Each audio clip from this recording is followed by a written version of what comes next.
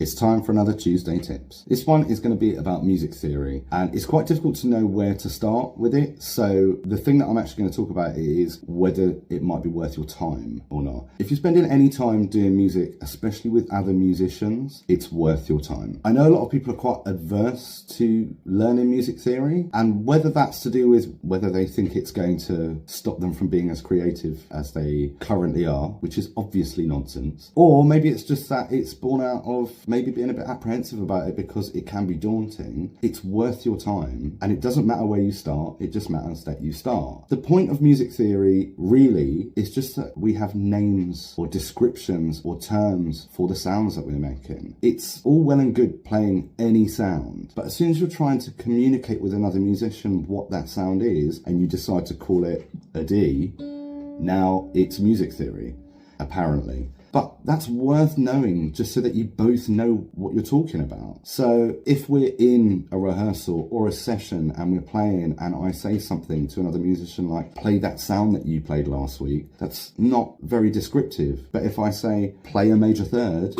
now we both know what we're talking about. That's all it really is. So whether you start with understanding how it's written down in clefs and staves, ledger lines, or it's that you start understanding chords and how they work together, or maybe even the different lengths of notes and note durations and rests and things like that, it doesn't really matter where you start. Just start giving a name to everything that you're playing and every sound that you have. It can only help and benefit you when you're playing with other people. And it will also probably help you when you're making your own things and you remember that there was a sound that you liked or enjoyed, or maybe a sound that is going to fit really well for the next thing that you're making. Now you know what that is. Oh wait, it was a minor 7 chord. I hope that helps. And if there's anything that you want to know about guitar or music in general, or anything specific about music theory, just let me know.